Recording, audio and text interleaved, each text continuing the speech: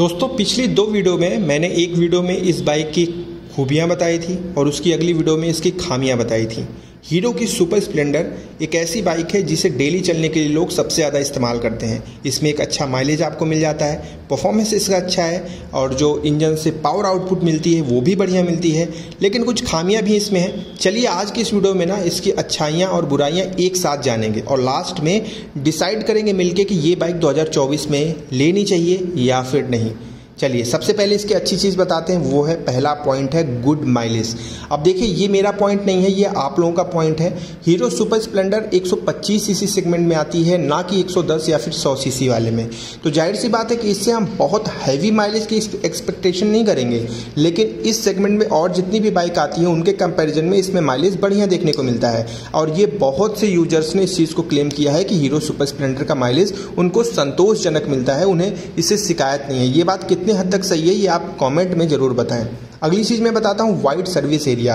अगर इस बाइक को कहीं पे भी आप लेकर चले जाएं ऑल ओवर इंडिया तो आपको सर्विस करवाने में कोई समस्या नहीं आएगी, क्योंकि इसका जो नेटवर्क है ना सर्विस का वो इतना लंबा चौड़ा है कि आप कहीं पे भी इस बाइक की सर्विसिंग करवा सकते हैं।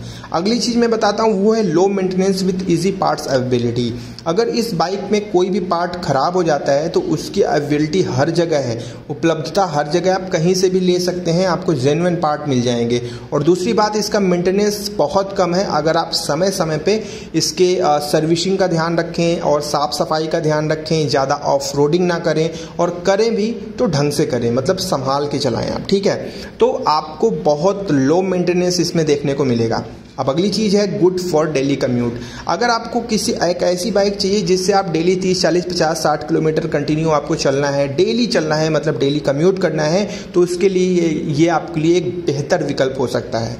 अब अगली चीज़ मैं बताता हूँ good power, trustable engine, durable और भरोसेमंद। यानी कि इस बाइक में जो इंजन मिलता है उसका पावर आउटपुट बहुत बढ़िया है। दो लोगों के साथ भी ये बाइक आपको निराश नहीं करेगी, अच्छे से चलेगी, पावर लैग फील नहीं होगा। दूसरी बात यह है कि ट्रस्टेबल इंजन है, मतलब लंबे समय तक अगर आपको चलना है तो आप इस बाइक से चल सकते हैं। इसका इंजन लंबे समय के लिए ड्यूरेबल इंजन है आपको। और तीसरी चीज़ जो सबसे महत्वपूर्ण है वो ये है कि लोगों का भरोसा इस बाइक के साथ बढ़ चढ़ के बोलता है, ठीक है। अब देखिए इसमें दो वेरिएंट आते हैं, एक्सटेक वेरिएंट आता है और एक नॉन एक्सटेक वेरिएंट आता है। मैं इनकी कीमत भी आपको वीडियो के लास्ट में बताऊंगा और मैं दोनों ही इंक्लूड कर रहा हूं इसमें, ताकि आपको कोई डाउट ना हो। अगर आप चाहें तो एक्सटेक वेरिएंट ले सकते हैं जिसमें आपको स्मार्ट फीचर्स मिल जाएंगे, और अगर आपको पैसे बचाने हैं तो फिर आप जो है नॉर्मल वेरिएंट ले लीजिए, जिन्हें मॉडर्न फीचर की आवश्यकता है वो ले सकते हैं। इंजन दोनों में एकदम सेम मिलेगा और डिज़ाइन भी लगभग सेम है, ठीक है। तो ये चीज़ आप मैं तो यही कहूँगा कि ठीक है, मतलब अगर इनके प्राइस को अगर हम कंपैरिजन करें तो लगभग 5000 का फ़र्क पड़ रहा है। तो मैं आपसे यही रिकमेंड करूँगा कि अगर आपका बजट अलाउ करता है ना तो आप 5000 लगा के वो वाला ले लीजिए एक्सटेक वाला, ताकि बाद में आपको पछताना ना पड़े कि यार ये फीचर मुझसे जो है मिस हो गया, ठीक है। आइए अब इसकी थोड़ा बुराइयाँ कर लेते हैं। पहली चीज़ है एवरेज बिल्ड क्वालिटी। जो इसकी बिल्ड क्वालिटी है ना उसे कंपनी चाहे तो सेम कीमत पे थोड़ी सी और बेहतर कर सकती है। ये मेरा पर्सनल ओपिनियन है, आप बताते चलिएगा कमेंट में। दूसरा पॉइंट मैं आपको बताता हूँ वो है वाइब्रेट एट हायर स्पीड। जब आप इस बाइक को हाई स्पीड पे 50-60 की स्पीड जैसे ही क्रॉस करते हैं इसमें आपको वाइब्रेशन फील होगा। अब पैडल पे भी होगा और हैंडल पे भी होगा। ये बहुत बड़ी समस्या नहीं है, थोड़े समय बाद जो है इसकी आदत पड़ जाती है, आप इस चीज़ का ध्यान रखें। अगली चीज़ मैं बताता हूँ लो रीसेल वैल्यू। इस बाइक को खरीदने के 2-3-4 साल बाद अगर आप यूपी में रहते हैं, उत्तर प्रदेश में, तो इसकी रीसेल वैल्यू आपको दूसरी बाइकों की अपेक्षा कम देखने को मिलेगी।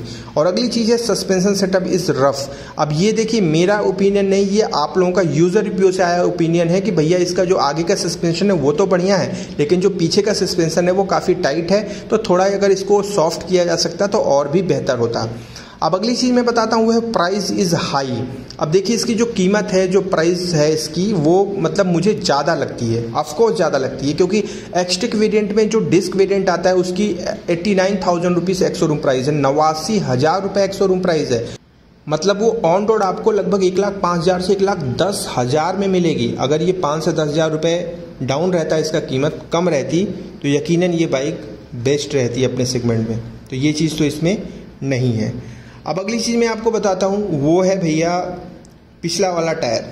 पिछला टायर इसका मतलब मुझे बहुत पतला लगता है। कंपनी अगर इसे थोड़ा सा वाइड कर देती सेम प्राइस में तो फिर कोई दिक्कत नहीं होती, लेकिन ये वाइड नहीं है बल्कि काफ़ी पतला साइकिल की तरह टायर लगता है इसका, ये मज़ा नहीं आता। हाँ, ये भी बात सच है कि अगर ज़्यादा चौड़ा करेंगे तो माइलेज पे फ़र्क पड़ेगा, लेकिन मैं ज़्यादा चौड़े की नहीं बल्कि हल्के चौड़े की बात करूँ। अगर हल्का चौड़ा कर दें तो काम बन सकता है। तो ये देखिए इसकी अच्छाइयाँ और बुराइयाँ मैंने बता दी। अब प्रश्न ये उठता है कि क्या हमें सुपर स्प्लेंडर 2024 में लेनी चाहिए? तो मैं आपको बोलूँगा जी हाँ, आप इस बाइक को ले सकते हैं। बस लेने से पहले आपको करना इतना है कि आपको फ्री वाला टेस्ट राइड लेना है और उसका कोई पैसा लगता भी नहीं है। आप अच्छे से टेस्ट राइड लेकर चेक करिए कि ये बाइक आपके हर जोन से हर मतलब एंगल से आपके लिए कंफर्टेबल है या फिर नहीं। और दूसरी बात कि अगर आपका बजट अलाउ करे तो 5,000 रुपये महंगी हो पड़ेगी, लेकिन आप इसका एक्सटेक वाला वेरिएंट लीजिए क्योंकि उसमें सारे प्रीमियम फीचर ऐड होते हैं। और अगर आप नॉर्मल वेरिएंट लेते हैं तो उसमें आपको LED हेडलाइट नहीं मिलेगी, ब्लूटूथ कनेक्टिविटी नहीं मिलेगी, डिजिटल मीटर कंसोल नहीं मिलेगा। ऐसे करके छोटे छोटे जो मॉडर्न फीचर्स हैं ना वो सब हट जाएंगे उसमें से। तो ठीक है ना, 5,000 रुपये अगर आप अलाउ करता है बजट तो आप ले लीजिए, नहीं करता है तो आप नॉर्मल वाला भी ले सकते हैं। ठीक है, तो ये हो गया इसका ओपिनियन जो मैंने आपके साथ साझा किया। अब आपकी बारी है, कमेंट सेक्शन में जाइए और बताइए कि ये बाइक आपके लिए कितनी सही लग रही है आपको। ठीक है, और लेने वाले हैं या फिर नेगर लेने वाले हैं तो अग्रिम बधाई आपको। चलिए फिर अपना ध्यान रखिएगा, कोई सवाल हो तो पूछ लीजिएगा। जय हिंद।